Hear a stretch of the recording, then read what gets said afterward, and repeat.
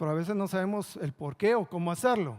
Entonces déjenme llevarlos a través de este estudio en esta preciosa mañana, bastante acalorada. Disculpen que me haya quitado el saco, pero eso es de Dios, ¿verdad? Amén. Lo que no es de Dios es que se haya hecho campeón el Barça hoy, pero los perdonamos, ¿verdad? Somos hermanos y los perdonamos. Amén. ¿Por qué debemos de discipularnos? ¿Se me siguen con la siguiente diapositiva, por favor? ¿Por qué debemos de discipularnos? Si me acompañan a Oseas 4:6. Ok. Cuando vean la LBA MN, se refiere a la versión que estoy utilizando yo para hacer el estudio. Primeramente tenemos la Biblia de las Américas. Vea lo que dice Oseas 4:6. Mi pueblo es destruido por falta de conocimiento. Por cuanto tú has rechazado el conocimiento, yo también te rechazaré, para que no seas mi sacerdote. Como has olvidado la ley de tu Dios, yo también me olvidaré de tus hijos. Mira, esa palabra es fuerte, hermanos. Y déjenme que se las explique. Versión Martín Nieto. Mi pueblo será reducido al silencio por falta de ciencia. Tú has rechazado el saber y yo te rechazaré a ti de mi sacerdocio. Hay otra versión que dice, te echaré de mi sacerdocio. Has olvidado la ley de tu Dios, también yo me olvidaré de tus hijos. Miren qué tremendo si nosotros nos olvidamos de la ley de Dios. Yo no creo que haya aquí nadie que quiera que Dios se olvide de sus hijos, o hay alguien. No, ¿verdad? No queremos que el Señor se olvide de nuestros hijos. Pero continuemos. Veamos la siguiente diapositiva.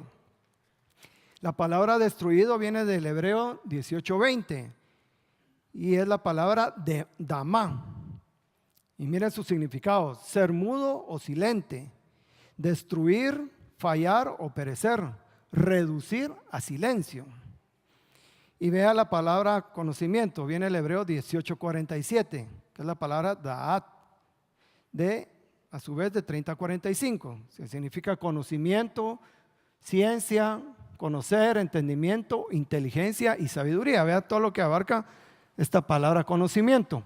Y el hebreo 30:45 es la palabra yadá, que significa enseñar, examinar, comprender, declarar, discernir, señalar. Entonces, si nos vamos a los versos anteriores que leímos en Oseas 4:6, vemos que el pueblo de Dios ha sido destruido por falta de conocimiento. Miren, mis hermanos, nosotros no vamos a salvarnos por conocimiento. Nosotros fuimos salvos por gracia y por amor a Dios. Juan 3:16 dice que el Señor mandó a su Hijo, a su unigénito, para el perdón de nuestros pecados y nuestra salvación. Él lo hizo por amor a usted y por amor a mí. Yo no sé si usted está consciente y se alegra de eso, hermano. Amén. Ok, entonces debemos de entender, mis hermanos, de que el pueblo de Dios puede perecer. No se va a salvar por conocimiento, pero sí puede ser destruido por falta de conocimiento. Y eso es lo que no queremos que nos suceda. Pero avancemos.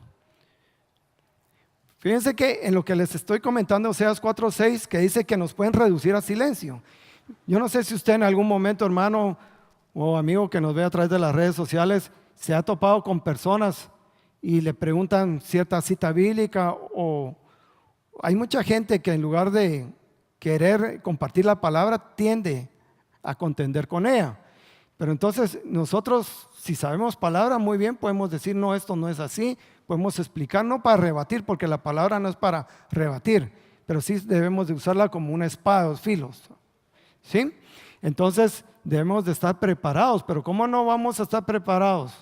Si nosotros nos discipulamos, y luego hago nuevamente la invitación para que vengan al discipulado, vamos a tener conocimiento, y ese conocimiento va a derivarse en sabiduría e inteligencia. Amén. Pero debemos de tomar en cuenta lo siguiente. Dice la palabra que el pueblo de Dios fue reducido al silencio, y eso pasa muchas veces con nosotros. Si no tenemos palabra de Dios, ¿cómo nosotros podemos rebatir algo que nos estén diciendo? O el enemigo, muchas veces el enemigo, que el Señor lo reprenda, viene y dice, tú no puedes hacer eso, tú estás enfermo, no vas a salir de eso. Y si yo no tengo palabra, me voy a quedar en silencio. Pero si yo sé palabra, yo puedo ir y decir, sí, pero Isaías 53, versículo 4 y 5, ¿qué dice? Que el Señor fue crucificado, muerto, pero al tercer día resucitó. Y además dice que por su llaga hemos sido sanados. Amén. Entonces yo tengo palabra. Recuerden que nuestra boca tiene poder para poder, valga la redundancia, enfrentar estos ataques del enemigo. Y eso puede suceder en muchas situaciones laborales. El enemigo puede venir y decirle, mira, tú eres incapaz, tú no eres capaz de hacer lo que se te dijo, por eso te despidieron. Pero usted puede decirle no, pero recordate que Filipenses 4:13, ¿qué dice?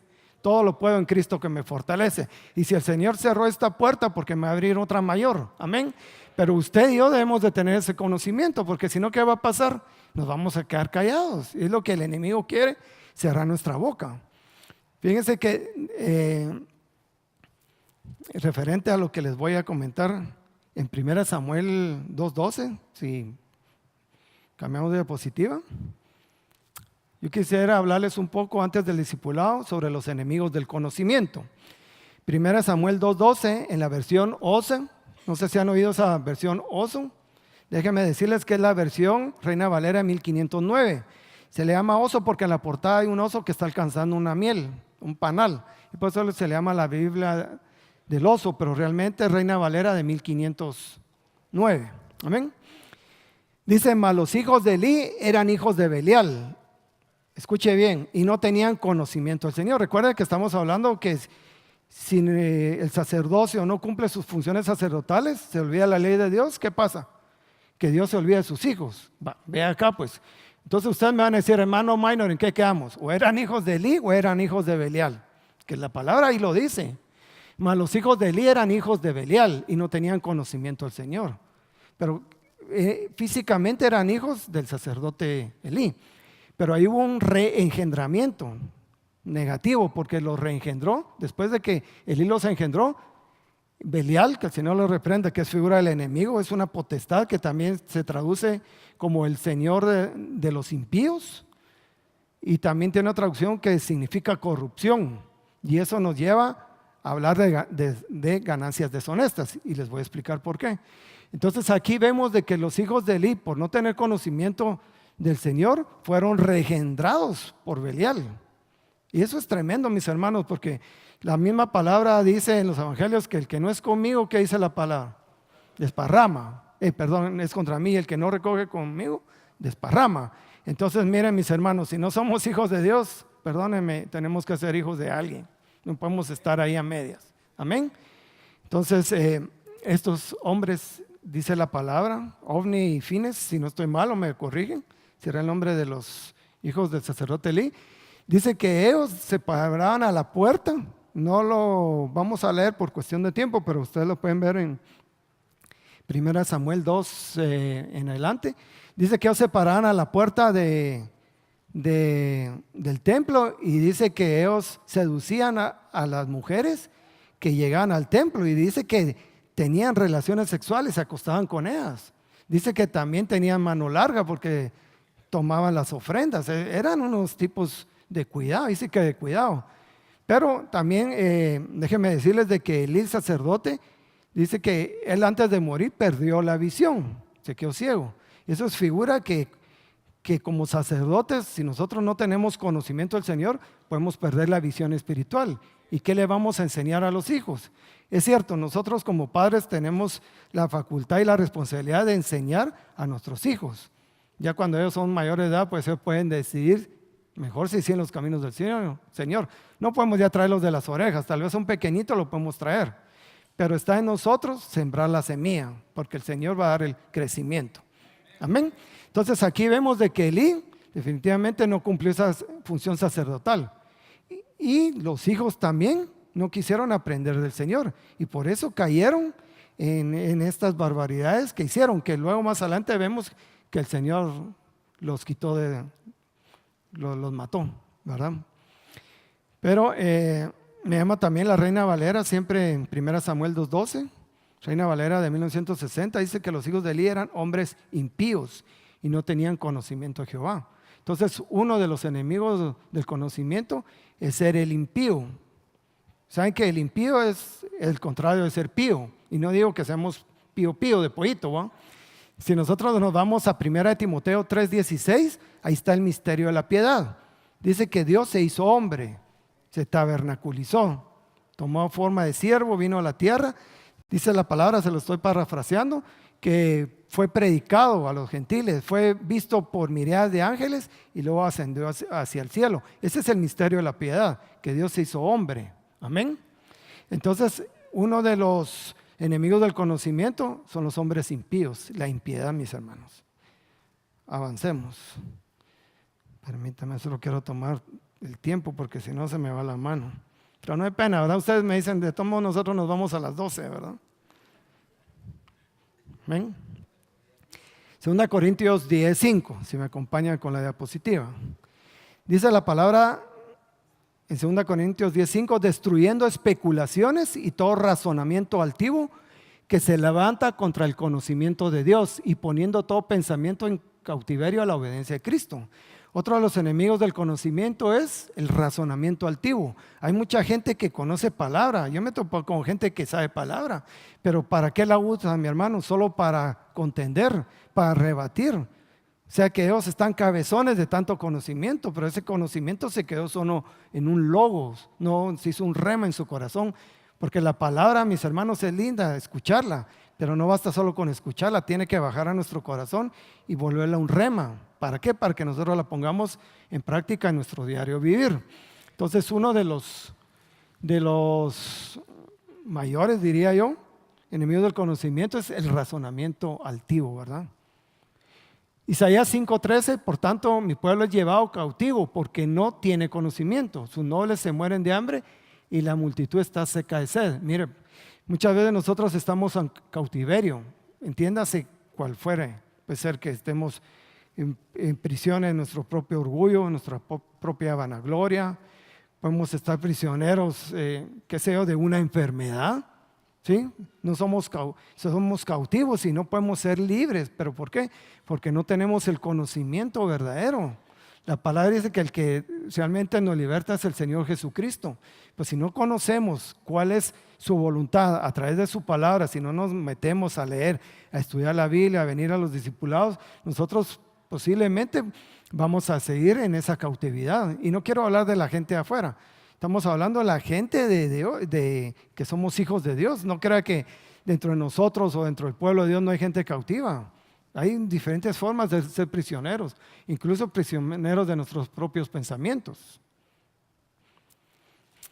Entonces el pueblo de Dios fue llevado cautivo porque no tenía conocimiento del Señor. Pero vea lo que dice Lucas 12:1. En estas circunstancias, cuando una multitud de miles y miles se había reunido, tanto que se atropellaban unos a otros, Jesús comenzó a decir primeramente a sus discípulos, guardaos de la levadura de los fariseos. Y ahí fue claro el Señor. ¿Qué es la levadura? La hipocresía. Entonces, uno de los elementos o enemigos del conocimiento es la gente hipócrita. ¿Qué significa hipócrita? Es aquella gente que le da mayor rehace a las cosas que hace. ¿Sí? Yo no sé si usted se ha topado con gente hipócrita. O tal vez le endulza el oído y por atrás está hablando mal de usted. Es gente que le da mucho mérito a las cosas, pero no lo hace de buena manera, sino que solo con el fin de que quiere resaltar y, si es posible, humillar a las demás personas. Entonces, el Señor lo que quiere, que a través del conocimiento de Él y a través de su palabra, es que nosotros podamos diferenciar. Los fariseos, recuérdense que eran aquellas personas que dice de que ponían cargas pesadas a la demás gente, pero que ni siquiera ellos querían o podían llevar esas cargas. ¿Sí? Bueno, avancemos. Entonces debemos de cuidarnos de la levadura de los fariseos. 1 Corintios 8:1. Ahora quiero responder a los que me preguntaron acerca de los alimentos ofrecidos a los ídolos. Todos nosotros sabemos algo acerca de esto, no me quiero detener mucho en este momento. Veamos qué dice a continuación. Sin embargo, debemos reconocer que el conocimiento nos vuelve orgullosos, mientras que el amor fortalece nuestra vida cristiana. Entonces vemos que otro enemigo del conocimiento es el orgullo. Hay mucha gente orgullosa que lo mira a uno encima del hombro, ¿sí? Y esta gente orgullosa muchas veces porque tiene complejos, incluso de inferioridad. Miren, nosotros debemos de aprender del Señor que Él, cuando le enseñaba a sus discípulos, les decía, aprended de mí, que soy manso y humilde de corazón. Amén. Entonces tenemos que, si nosotros fuimos hechos A imagen y semejanza del Señor, tenemos que aprender a ser mansos, no mensos, ¿verdad? ¿Ven? Sino que mansos y humildes de corazón, porque muchas veces a los cristianos nos tildan de que somos meros o ingenuos, ¿verdad? Y no es eso. Lo que pasa es que somos mansos, o debemos de ser mansos y humildes. Entonces, mira el orgulloso, como nuestro apóstol nos compartía, el Señor ve al orgulloso de lejos, pero fíjese que en su misericordia todavía lo ve. Yo me puse a pensar el otro día, ve al orgulloso de lejos, pero todavía lo ve en la misericordia del Señor. ¿Por qué? Porque quiere que ese orgulloso venga un día y se postre delante de Él, reconociendo su condición y su humildad delante del Señor. 1 Corintios 8:1, yo les leí la Biblia en lenguaje sencillo. La que está abajo es la versión de las Américas. En cuanto a los sacrificados a los ídolos, sabemos que todos tenemos conocimiento. El conocimiento envanece, que es un sinónimo del orgullo, pero, venga y escuche, el amor edifica. Entonces, ¿qué quiere decir? No basta con que yo sepa palabra, que yo tenga el conocimiento, porque si no, ¿qué va a pasar? Me voy a volver cabezón y voy a perder el equilibrio. Entonces, aquí el equilibrio nos lo pone el apóstol Pablo. Vea lo que dice en 1 Corintios 13:2. Y si tuviera el don de profecía y entendiera todos los misterios, escuche, y todo conocimiento, y si tuviera toda la fe como para trasladar montañas, pero no tengo amor, nada soy. O sea que a mí no me sirve conocer toda la Biblia, no me sirve saberme de memoria todo este compendio, este módulo, si yo no tengo amor. Porque mira, hoy en día hay mucha gente, incluso predicadores, que llegan y llegan a las iglesias o están en las iglesias y solo apalean a las ovejas, y no se trata de eso. Nosotros debemos de pedirle al Señor que tenga misericordia de nosotros y que podamos trasladar la palabra, podamos enseñarla. Pero aparte del conocimiento, yo tengo que tener amor para la palabra, porque si no, ¿qué va a pasar? El conocimiento nos va a hacer orgullosos, envanecer. Entonces aquí está el equilibrio. Mire, nada soy. Si yo no tengo amor, yo puedo tener todas las profecías, puedo saber todos los misterios de Dios, tener todo el conocimiento, pero nada, de nada me serviría. Amén. Amén. Vamos a continuar. Ahora yo les quiero hablar algo sobre los beneficios del conocimiento. 2 Corintios 2:14. Pero gracias a Dios que en Cristo siempre nos lleva en triunfo y que por medio de nosotros manifiesta en todo lugar la fragancia de su conocimiento.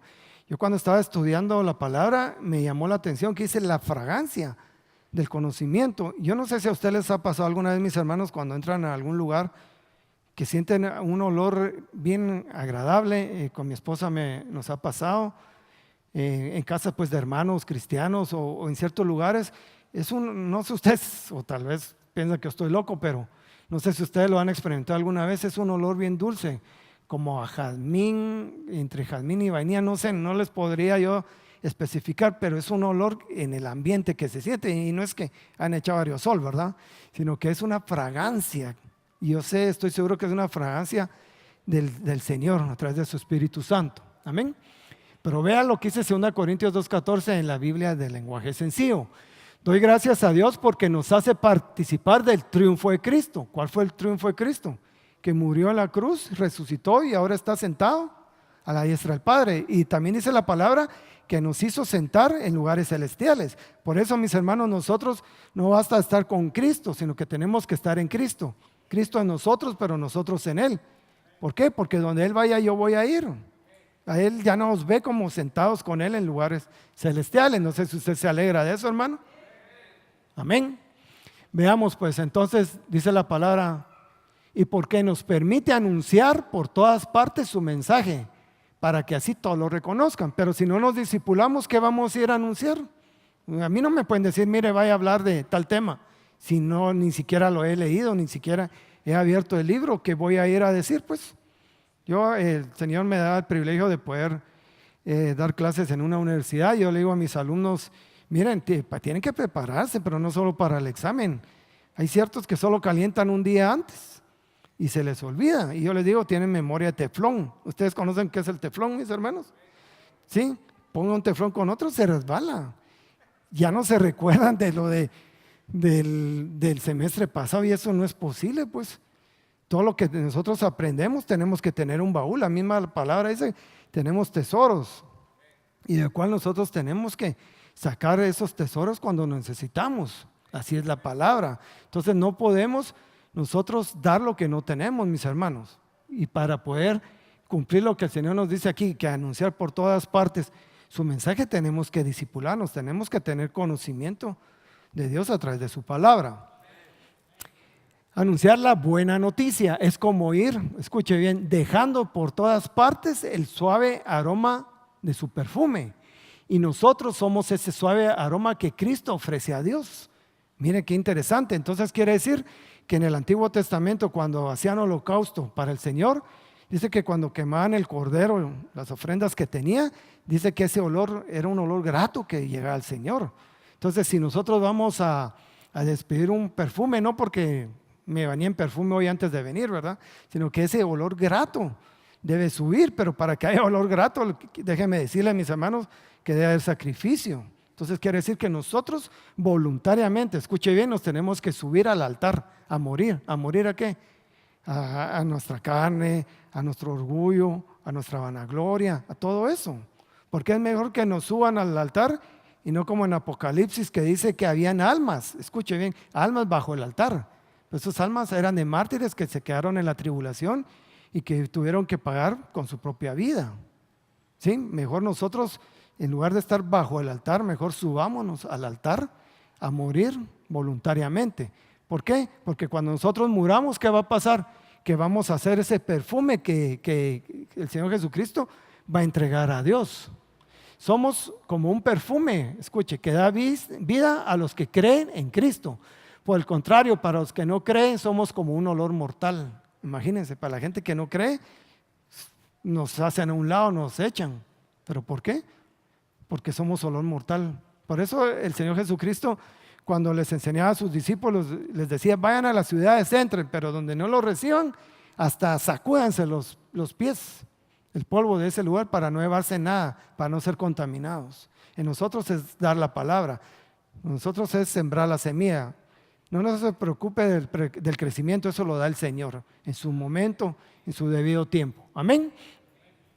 Vea la pregunta que está al final. ¿Quién es capaz de cumplir con la tarea que Dios nos ha dejado? Pregúntele al hermano si es capaz de cumplir la tarea que le ha dejado. Amén. Creo que todos somos capaces, pero para eso nosotros tenemos que ser sueltos, porque muchas veces estamos cautivos, estamos prisioneros y por eso no podemos cumplir con esa tarea que Dios nos ha dejado. Y es a todos, mis hermanos, no es solo a mí o al pastor o al apóstol, sino que a todos como hijos de Dios tenemos ese llamamiento. Continuemos. Colosenses 1:9. Por esta razón también nosotros desde el día que lo supimos no hemos cesado de orar por vosotros y de rogar que seáis llenos del conocimiento de su voluntad en toda sabiduría y comprensión espiritual. Aquí el apóstol Pablo le está hablando a la iglesia de Colosas. Y aquí nos damos cuenta de que si somos llenos del conocimiento, vamos a también poder conocer cuál es la voluntad de Dios para nuestras vidas. Pero si yo no me disipulo, si yo no tengo el deseo de aprender del Señor, ¿cómo yo voy a saber entonces cuál es la voluntad de Dios para mi vida? Yo no sé cuántos saben aquí realmente cuál es la voluntad de Dios para su vida. Yo no creo que hayamos venido solo a creer en el Señor y morir y ahí estuvo, no. Si aquí apenas empieza la vida. Después de que nosotros lleguemos al Señor, ya sea que seamos arrebatados o por la vía de la muerte, hay una vida eterna, mis hermanos, para la cual nosotros tenemos que sembrar en esta vida. Amén. Yo no sé si usted está sabido y está firme y es creyente que su nombre está escrito en el libro de la vida. Amén. Y debemos procurar entonces hacer la voluntad de Dios. Pero ¿cómo lo vamos a hacer? A través del conocimiento que el Señor nos da por medio de su palabra. Colosenses 1:10. Para que andéis como es digno del Señor. Escuche bien, agradándole en todo, dando fruto en toda buena obra y creciendo en el conocimiento de Dios. Nosotros debemos de crecer cada día Debe haber en nosotros el amor por la palabra, de interesarnos, de conocer, de buscar, de estudiar, de analizar. Amén, pero tenemos que hacerlo con corazones dispuestos. ¿Y qué va a pasar con eso? Que entonces vamos a dar un buen fruto. El Señor quiere que nosotros demos fruto, buen fruto y mucho fruto, para que cuando venga el amado, dice Cantares, el libro de Cantares, venga a su huerto, que coma de su dulce fruto. Nosotros somos un fruto, pero recuérdese que si un fruto es malo o está muy amargo, muy ácido, quizá nosotros en lo físico le damos una mordida, pero ¿qué pasa? No lo comemos o qué sé yo, lo regresamos, lo escupimos, qué sé yo. La palabra en Apocalipsis dice que el Señor nos dice, o eres frío o qué, o eres caliente, pero no tibio, porque te vomitaré de mi boca. Uno no puede vomitar algo que no ha tragado, ¿o sí? No, ¿verdad? Entonces al Señor no le gusta a media las cosas, o somos o no somos. Amén. Pero mejor si somos del lado del Señor. Veamos Colosenses 3:10. Y os habéis vestido del nuevo hombre, el cual se va renovando hacia un verdadero conocimiento, conforme a la imagen de aquel que lo creó. Entonces nosotros, miren, nuestro hombre exterior se va desgastando cada día, pues. Aunque, como dice nuestro apóstol, hay chavorrucos que nos creemos de 20, ¿va? Pero ya nos pueden hacer sencillos de 2 de a 25 y creo que todavía nos piden vuelto, ¿va? Pero nuestro hombre interior es el que se tiene que ir renovando cada día, ¿sí? Pero ¿cómo lo vamos a hacer? A través del conocimiento verdadero del Señor. Sigamos avanzando por cuestiones de tiempo, hermano, que hay mucha información y si el Señor lo permite, pues vamos a tratar de cubrirlo todo.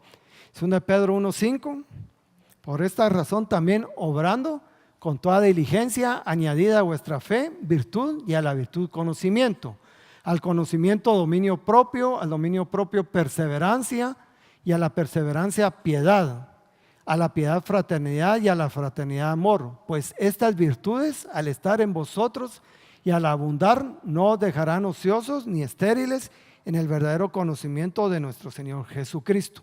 Vean, empezamos con la fe y terminamos con el amor, y entre esas virtudes está el conocimiento.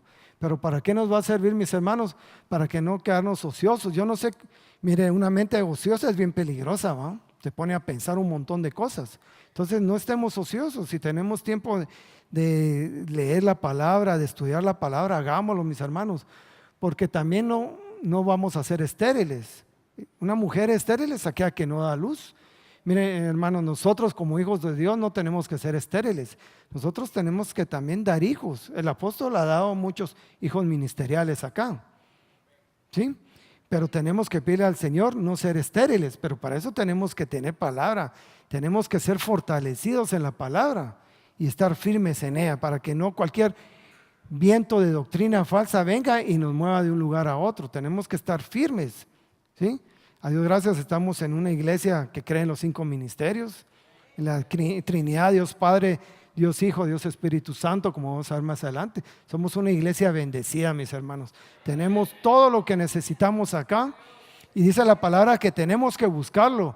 Cuando Él puede ser allá, o van a venir días en que se van a pelear, como sucede en muchos países de Asia, de África, que se pelean por una Biblia, mis hermanos. Y nosotros tenemos aquí hasta para escoger tamaños, colores en medios digitales. Hay muchas formas y aún así nos cuesta buscar del Señor.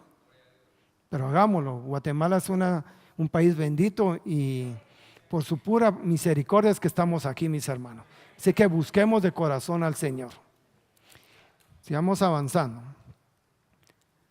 Ahora sí voy a empezar el tema. No se preocupe, ya lo empecé. Vamos a ver sobre los beneficios de discipularse. La palabra discípulo viene del griego 3101, mashtes. Supongo que así se dice, mashtes, o se pronuncia. Aprendiz, alumno, discípulo, hermano. Dígale al hermano que tiene a la par, por favor, tú eres un mashtes. ¿Sí? Mashtes, o sea, tú eres un aprendiz, un alumno, un discípulo, pero me llama también la atención que hice un hermano, ¿sí? O O sea que siendo hermanos somos discípulos. ¿Sí? Y un hermano es aquel que forma un núcleo familiar. Por eso dice la palabra cuán bueno y cuán delicioso es habitar los hermanos juntos, pero no solo juntos, como dicen juntos, pues no revueltos, ¿verdad? No, juntos en armonía, es decir, en un mismo sentir, en un mismo pensar, como en la primera iglesia. Así debemos de ser nosotros. Miren que esta palabra se encuentra solamente en el Nuevo Testamento y la mayoría de ellas, un 90% en los evangelios, porque hace referencia a los discípulos del Señor Jesucristo y se repite 268 veces. Amén. Avancemos. Mateo 9:37 y 38. Entonces dijo, hablando el Señor Jesús a sus discípulos, la mies es mucha, pero los obreros pocos. Por tanto, rogad al Señor de la mies que envíe obreros a su mies. Aquí el Señor le hablaba a los discípulos que tenemos, como le hablaba a ellos, el Señor nos habla en esta mañana, que mire, hay mucha necesidad en todo el mundo, hay mucha gente que se está yendo, que se está muriendo sin conocer al Señor. Y esa es tarea de nosotros, dar a conocer al Señor. La mies es mucha, o sea que la obra del Señor falta mucho por hacer todavía, pero hay pocos obreros. Quiere decir que hay mucha gente que no está comprometida con la búsqueda del Señor. Primero discipularse, yo recibir la enseñanza y luego darla, pero tenemos que hacerlo, mis hermanos. Y el Señor sabía esta condición. Imagínense en aquel tiempo, no sé en aquel tiempo cuánta gente había en el mundo, pero ahora, imagínense, no sé, no tengo ni idea de cuánta gente hay en todo el mundo, pero imagínense, si se ha expandido la palabra del Señor, también el número de discípulos, como vamos a ver más adelante, tiene que expandirse, tenemos que crecer. Si la palabra crece, también los discípulos deben de crecer. Y al crecer los discípulos, también tiene que crecer la palabra y se vuelve un círculo virtuoso. Continuemos. ¿Cuántos se van a discipular, mis hermanos? Amén. Mire, debemos de hacerlo por el bien suyo y por el bien nuestro. Y como vimos al principio, por el bien de nuestros hijos. No creo que ninguno quiera ser destruido por falta de conocimiento. Yo al menos no quiero serlo, hermano. Y espero que ustedes tampoco. Avancemos. Mateo 10:1. Entonces, llamando a sus 12 discípulos, 12, recuerden que es figura de gobierno, Jesús les dio poder sobre los espíritus inmundos para expulsarlos y para sanar toda enfermedad y toda dolencia. Entonces, uno de los beneficios del discipulado es que nosotros tenemos autoridad sobre espíritus inmundos y también para sanar toda enfermedad y toda dolencia. Pero pongamos acá algo que yo sí quiero hacer enfático. Si el Señor no quiere sanar a una persona, ¿quiénes somos nosotros para sanarlo? Eso tenemos que tener mucho cuidado y pedirle al Señor que si es su voluntad, si nosotros vamos a orar por alguien, que lo hagamos, pero bajo la voluntad de Dios y bajo la unción del Espíritu Santo. ¿Por qué le digo esto? Porque hay mucha gente que dice que no aceptan un no por Dios para que una persona sea sanada. Y eso no puede ser, hermanos. Nosotros no podemos darle órdenes al Señor. ¿Quién somos nosotros? Que el Señor tenga misericordia de nosotros. Por eso si nosotros oramos, dice la palabra, si alguien está enfermo entre ustedes, venga y que los ancianos oren por usted. Pero siempre que nosotros impongamos manos y oremos, hagámoslo bajo la voluntad del Señor, si Dios quiere. Recuerden que aquel hombre que se presentó delante del Señor, le preguntó, ¿qué quieres? El Señor sabía cuál era la condición y qué necesitaba el hombre. ¿Qué quieres que haga? ¿Y qué le dijo?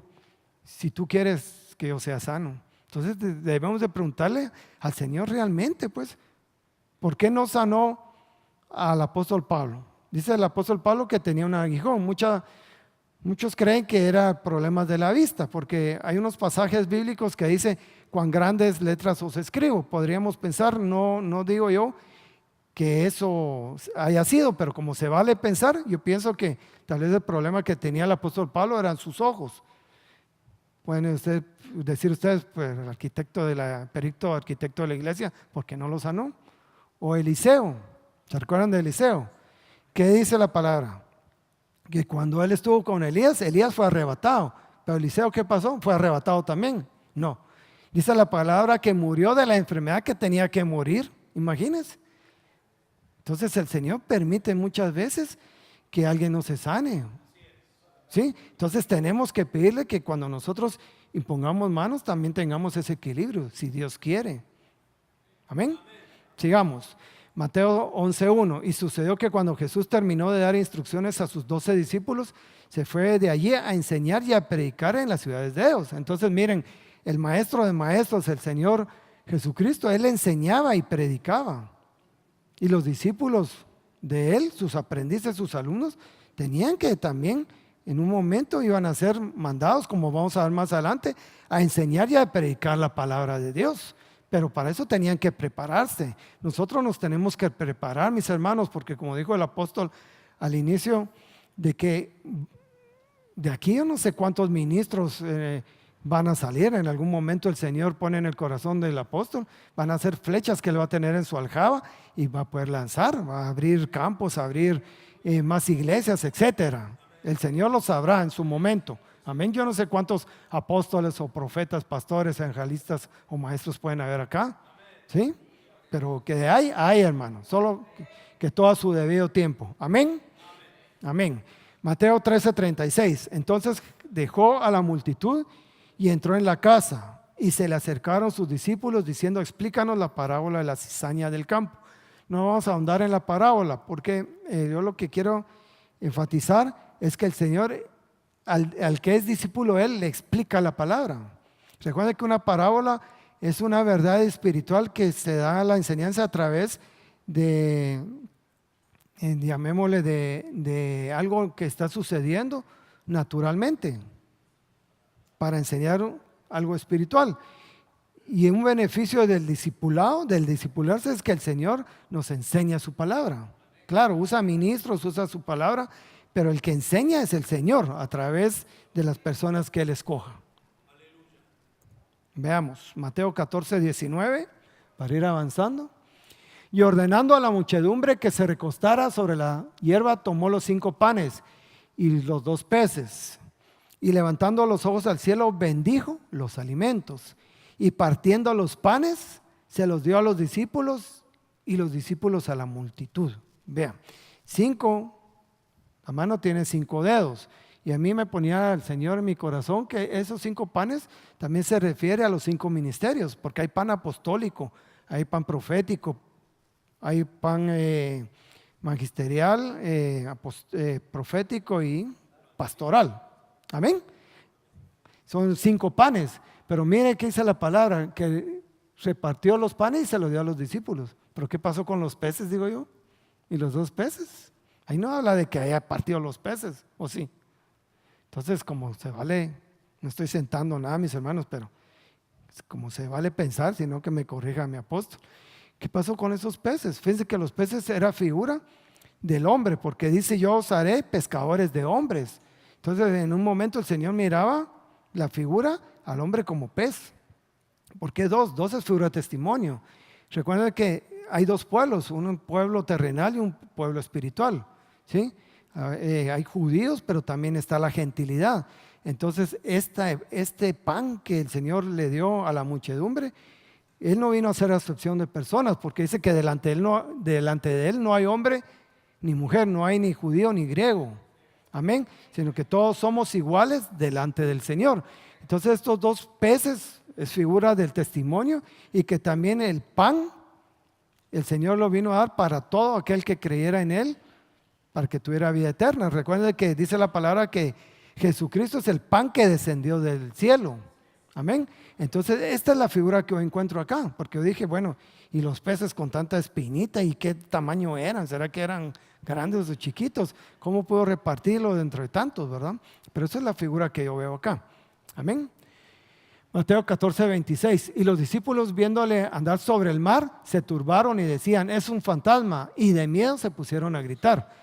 Vea, mi hermano, cuando nosotros nos metemos y nos comprometemos con la búsqueda del Señor, van a pasar eventos sobrenaturales. Si somos discípulos del Señor, el Señor nos va a permitir que participemos de cosas sobrenaturales, que tal vez en algún momento nos va a entrar cierto miedo, como pasó acá con los discípulos. ¿Sí? Pero tenemos que entender que el Señor va a permitir ver sobrenaturalidades. ¿Sí? ¿No le gustaría a usted alguna vez que nosotros estemos orando acá y que se ore por sanidad y que veamos físicamente que se le estire la pierna a un hermano? Eso es una sobrenatural. Yo creo que al verlo caemos, ¿verdad? Ahí mismo, ¿verdad? Pero imagínense, eso no es porque yo venga a decir cosas que no son. Se ha escuchado que en otros lugares se ha visto que personas que tal vez cojean, ¿verdad? Que les crece la pierna en ese momento. Son sobrenaturalidades, o hay gente que ha visto ángeles, cosas que nosotros, dice la palabra, que cosas que ojo no ha visto. Son cosas que el Señor tiene preparadas para nosotros, para los que creemos en su nombre. Amén. Y por eso uno de los beneficios del discipulado es que vamos a ver sobrenaturalidades de parte del Señor en nuestras vidas. Amén. Mateo 16, 24. Entonces Jesús dijo a sus discípulos: si alguno quiere venir en pos de mí, niéguese a sí mismo, tome su cruz y sígame. Mire qué importante. Yo estudiando un poco sobre la cruz, realmente cruz es un símbolo que se tomó para los cristianos, pero el original no dice cruz, dice madero, y el madero solo era una pieza, dice la palabra, que era un poste o una pieza de madera vertical. Entonces, esta simbología de cruz, dicen los estudiosos, de que el palo, digamos, el madero vertical, representa la divinidad del Señor. Y el palo horizontal, que es más pequeño, representa su humanidad. Entonces aquí vemos a Dios hombre, porque Él fue hombre, no fue Dios en la divinidad, porque para venirse a ser semejante a usted y a mí, Él tuvo que despojarse de su divinidad y Él tomó forma de hombre. Solo que a diferencia, Él fue tentado en todo. Algunos dicen que Dios no fue tentado en su ministerio terrenal, y sí fue tentado. Y vemos las 3 tentaciones en el desierto, a diferencia que Él no pecó. ¿Sí? Eso sí tenemos que estar claros. Fue tentado, pero no pecó en nada. Amén. Entonces, al decir acá la palabra niéguese a sí mismo, tome su cruz. Este tome su cruz se refiere, en lo que el Señor me permitió estudiar, es que se refiere a perseverancia. Dice: aquel que es perseverante, aquel que quiera seguirme, tiene que ser perseverante. Y eso figura que si nosotros nos vamos a discipular, tratemos de venir a todos los discipulados. Yo sé que a veces por cuestiones de tiempo nos puede costar un poquito, pero para eso también está aquí este precioso manual que pudimos, con la bendición del Señor, poderlo sacar. Estudiemos, mis hermanos. Si miren, si a nosotros nos gusta leer algo en lo secular, ¿cuánto no más en lo espiritual? Porque aquí hay vida, mis hermanos. Aquí hay vida. Y esta es una bendición para usted y para mí. Amén. Entonces tenemos que tomar nuestra cruz, o sea, ser perseverantes, constantes y seguir al Señor. Continuemos. Mateo 26, 18. Y él respondió: id a la ciudad a cierto hombre y decirle: el maestro dice, mi tiempo está cerca. Quiero celebrar la Pascua en tu casa con mis discípulos. Mientras comían, Jesús tomó pan y habiéndolo bendecido, lo partió y dándoselo a los discípulos, dijo: tomad, comed, esto es mi cuerpo.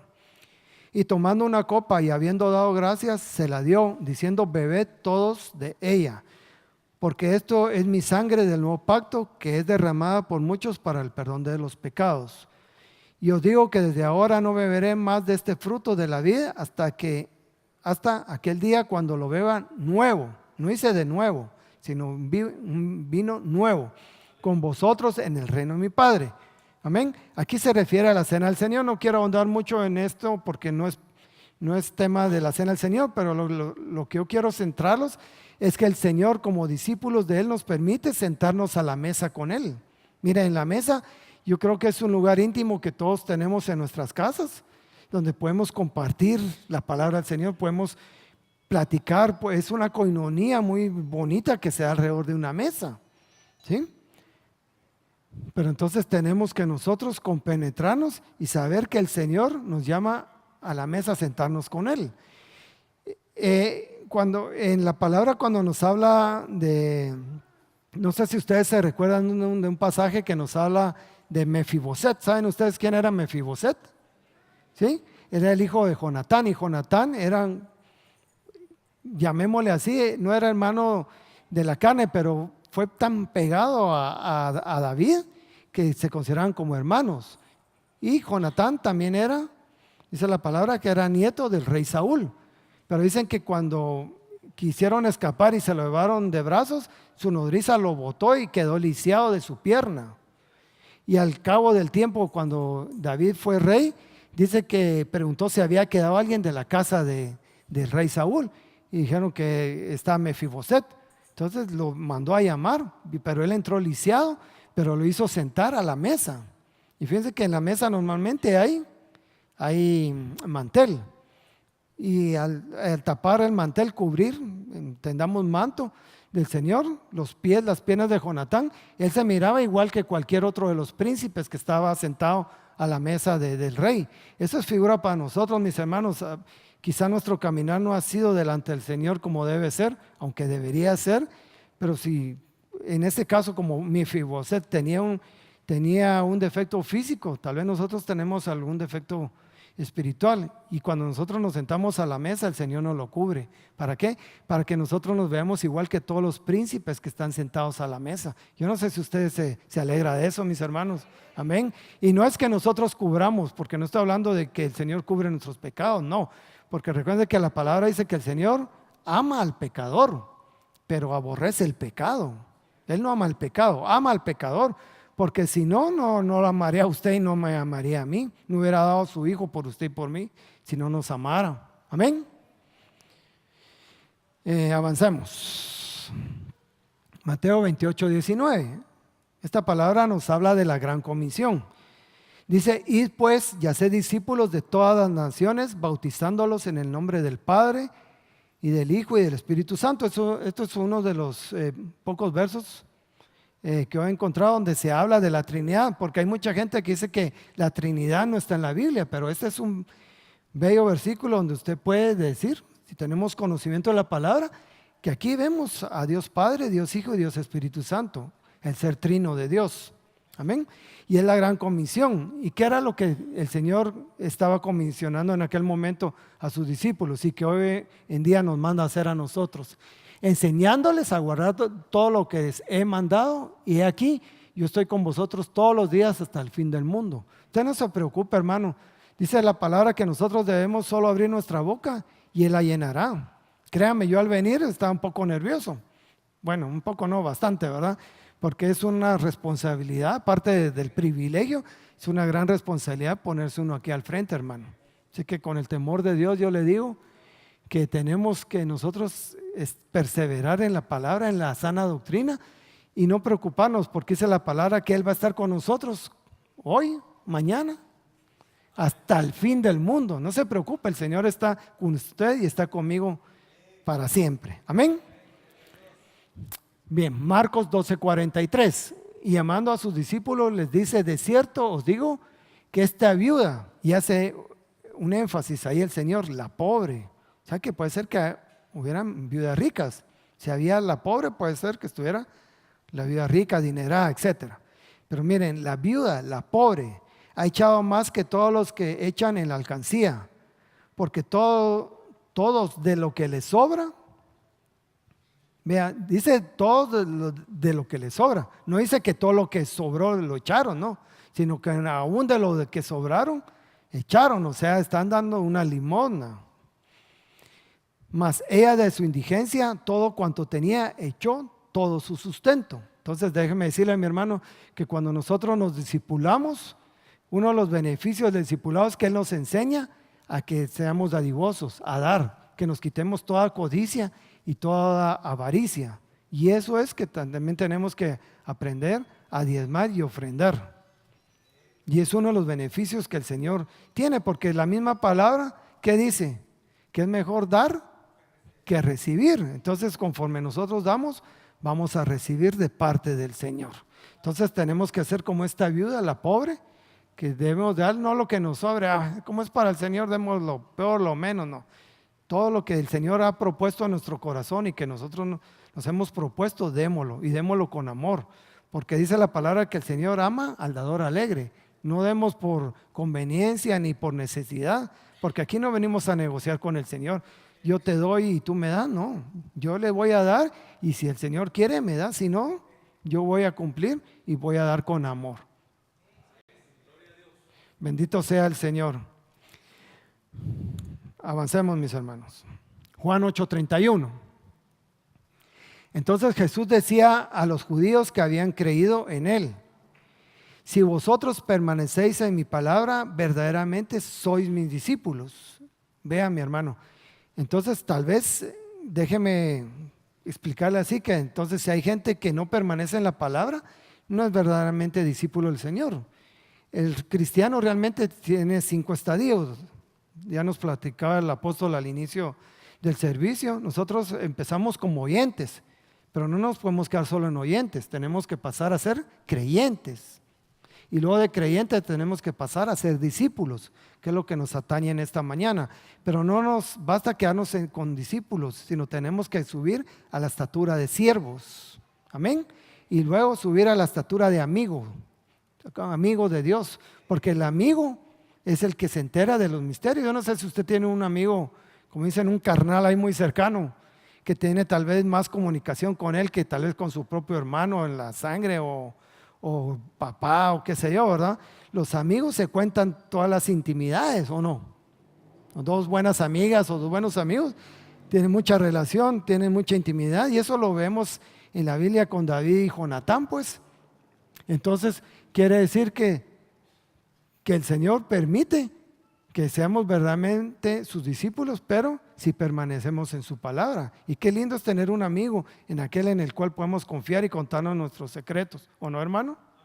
¿Sí? Yo creo que los amigos realmente somos contados con los dedos de la mano. Podemos tener muchos compañeros de trabajo, de estudio, pero amigos realmente son muy pocos, ¿sí? Entonces tenemos que subir a ese estadio de llegar a ser amigos de Dios. Vea lo que dice Juan 8:32: y conoceréis la verdad, y la verdad os hará libres. Y la verdad está en la palabra del Señor, en su palabra vamos a ser libres. Yo no tengo acá el verso, pero más abajo en Juan 8:36 dice: y si el Hijo os libertare, seréis verdaderamente libres. Entonces aquí hay algo bien importante, mis hermanos. No basta solo conocer la verdad, porque la verdad me va a libertar, pero no me va a dar una libertad total. Por eso Juan 8:36 dice: y si el Hijo os libertare, seréis verdaderamente libres. Entonces no basta solo con tener conocimiento. Yo tengo que tener al Hijo de Dios, al Señor Jesucristo en mi corazón, y reconocerlo como mi Señor y Salvador, porque yo puedo no ser cristiano, puedo leer la Biblia, puedo entender, puedo dar grandes discursos, llenar estadios de multitudes, porque tengo el conocimiento, tengo el logos, pero no voy a tener el rema. Va a quedar solo en mi cabeza, no va a bajar a mi corazón. Por eso es que tenemos que nosotros permanecer en la palabra del Señor, en sus caminos, y así nosotros vamos a ser verdaderamente sus discípulos. ¿Quiere seguir siendo discípulo del Señor? Amén. Bueno, continuemos. Juan 15:8: en esto es glorificado mi Padre, en que deis mucho fruto, y así probéis que sois mis discípulos. ¿Cómo vamos a ser probados? Por el fruto. Qué fácil es decir: es que este predicador tan lindo que predica, y qué chistes más bonitos los que hace, ¿no? Nosotros vamos a ser probados por el fruto. Por eso dice la palabra: por los frutos los conoceréis. ¿Cómo me comporto yo en mi casa? ¿Cómo yo soy con mis empleados? Ahí es la gente que tiene trabajo, negocio. Ahí es donde realmente vamos a ser probados. Porque fácil es venir a hablar bonito. Ahora yo me puedo aprender un sketch, un estudio, y venirlo a dar y fascinar a toda la gente. Pero al salir allá, yo le mento el 10 de mayo a una persona que se me cruce la calle. ¿De qué va a servir, mis hermanos? ¿Sí? ¿De qué va a servir? Entonces vamos a ser probados por los frutos. Amén. Entonces pidámosle al Señor que demos buenos frutos y que nos preparemos para ello. Continuemos, mis hermanos. Ya vamos a terminar, no se preocupen. Hechos 6:2. Entonces los 12 convocaron a la congregación de los discípulos y dijeron: no es conveniente que nosotros descuidemos la palabra de Dios para servir mesas. Pero mire, me llama la atención. Entonces hay congregación de los discípulos. No basta que sea solo una congregación de ovejas. Pidámosle al Señor. Mire qué lindo sería que esta congregación que estamos acá, que todos los que nos congregamos, seamos discípulos y que diga la congregación de los discípulos. Amén. Miren qué linda la palabra del Señor. Hechos 6:7. Y la palabra de Dios crecía y el número de los discípulos se multiplicaba en gran manera en Jerusalén, y muchos de los sacerdotes obedecían a la fe. Vimos que al principio el sacerdote Elí, déjame pensar que se desvió o no era obediente a la fe, y eso trajo como consecuencia lo que ya platicamos sobre sus hijos. Amén. Entonces aquí la palabra nos deja ver que la palabra de Dios crece, pero también debe crecer el número de discípulos. Y así conforme la palabra crece, crecen los discípulos. Y si crecen los discípulos, entonces hay más crecimiento de la palabra y se vuelve un círculo virtuoso. Por eso le tenemos que pedir al Señor que nos permita ser sus discípulos y discipularlo y hacerlo con amor, dándole siempre la gloria y la honra al Señor. Hechos 11:26. Y cuando lo encontró, lo trajo a Antioquía. Aquí estamos hablando cuando el apóstol Pablo encuentra a Bernabé y lo trae a Antioquía. Y se reunieron con la iglesia por todo un año y enseñaban a las multitudes. Y a los discípulos se les llamó cristianos por primera vez en Antioquía. Yo no sabía si usted sabía que la palabra cristiana, ¿dónde se originó? En Antioquía. Antioquía actualmente es toda la región de Siria, parte de Turquía, pero en énfasis en todo lo que es el territorio de Siria. Entonces de ahí viene, cuando le pregunten de dónde surgió que son cristianos, porque no basta solo decir soy evangélico, yo tengo que ser evangélico cristiano porque creo en Cristo. Amén. Porque si no, solo creería en los evangelios. Tenemos que ser cristianos. Hechos 13:52. Y los discípulos estaban continuamente llenos de gozo y del Espíritu Santo. Miren la importancia, mi hermano, de discipularnos. Los discípulos están continuamente llenos de gozo. Nosotros como discípulos del Señor tenemos que estar llenos de gozo. Amén. Y llenos del Espíritu Santo. Tenemos que pedirle al Espíritu Santo que haya llenura en nosotros. Seamos llenos continuamente del gozo y del Espíritu Santo. Amén. Amén. Bueno, entonces quisiera, mis hermanos, si me acompaña el hermano del teclado, quisiera que nos pudiéramos poner de pie.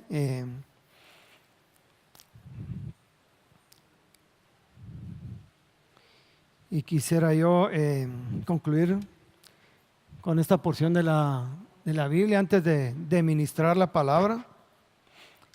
Dice la palabra en Proverbios 2:1-6.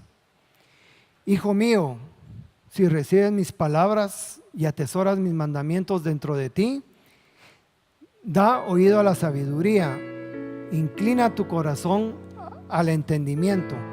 Porque si clamas a la inteligencia y alzas tu voz al entendimiento, si la buscas como a plata y la procuras como a tesoros escondidos, entonces entenderás el temor del Señor y descubrirás el conocimiento de Dios.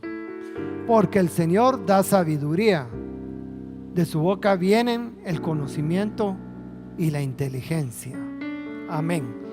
Quisiera que cierre sus ojos, mis hermanos. Quisiera hacer dos llamamientos. Primero, si alguien no conoce del Señor, yo sé que tal vez no fue una prédica evangelística, pero donde está el Señor y donde está el Espíritu, dice la palabra, ahí hay libertad.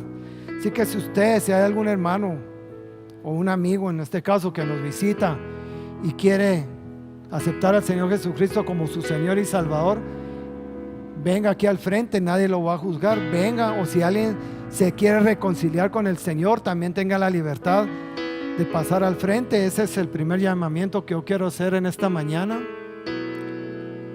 Y el segundo llamamiento que yo quiero hacer es todos aquellos que de alguna u otra manera nos hemos sentido cautivos, quizá presos en nuestra forma de pensar, nuestra forma de vivir. Nos sentimos cargados, atribulados, aquello que no nos deja que nos discipulemos. Quizá hemos puesto obstáculos como el mismo tiempo o la distancia, qué sé yo. Si nos sentimos cautivos por cualquier razón, mis hermanos, que nos impida buscar del Señor, de discipularnos, de crecer en el conocimiento de Dios, ahí en su lugar, o si quiere puede pasar al frente, que aquí mis hermanos pastores y ancianos lo van a atender, si no en su lugar, pero siéntase con toda la plena confianza y libertad de hacerlo. Pidámosle al Señor de la gloria que tenga misericordia de nosotros. Quiere